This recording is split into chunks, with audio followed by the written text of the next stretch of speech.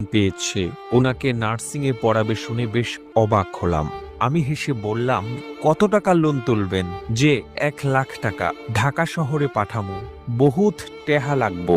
এত টাকার কিস্তি সামলাতে পারবেন? পারমু স্যার, মাঝরাইত অব্দি রিস্কা চালামু, এক বেলা খাওয়া কমাই দিমু, সব টেহা বউরে পাঠামু, হের যেন কোনো অভাব না হয়। আমি লোন পাশ করে বললাম, আজহার মিয়া, আরেকবার ভেবে দেখেন, বউকে পাঠাচ্ছেন ঢাকায়, ওখানে যদি। আর কিছু বললাম না।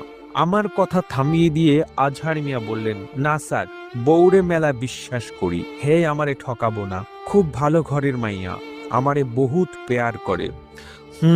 বুঝলাম, লোন পাশ হইছে, পরশু এসে টাকা নিয়ে যাবেন। আজহার সাহেব হাসি মুখে বের হলেন। তাকে দেখে অনেক সুখী মানুষ মনে হচ্ছে। রিক্সা চালক হয়ে বউকে নার্সিং এ পড়াবে, পরিণতি কি হবে কে জানে। সে হাসিটা ছিল ওনার মুখের শেষ হাসি। এরপর থেকে ওনাকে আর হাসতে দেখিনি। নীরব হৃদয়ে মুখ ভার করে প্রতি মাসে কিস্তির টাকা নিয়ে আসেন। সেদিন বললাম, আপনার স্ত্রীর পড়াশোনা কেমন চলে? তিনি চোখের জল মুছতে মুছতে বললেন, স্যার, হ্যাঁ, আমারে আর চায় না, হাত পা ধইরাও আটকাইতে পারি নাই। আমি বাকরুদ্ধ হয়ে গেলাম। আজহার মিয়াকে দেখে ভীষণ মন খারাপ হতে লাগলো। বেচারা স্ত্রীকে পড়াবে বলে লোন তুললো, স্ত্রী নেই, অথচ সে এখনো লোন পরিশোধ করছে। ভিডিওটি তৈরিতে তথ্য ও উপাত্তের সাহায্য নেওয়া হয়েছে জয়ন্ত কুমার জয়ের ফেসবুক স্ট্যাটাস থেকে।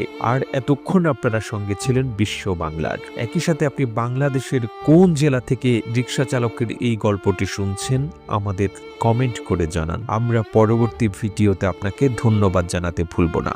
এতক্ষণ বিশ্ব বাংলার সাথে থাকার জন্য অসংখ্য ধন্যবাদ।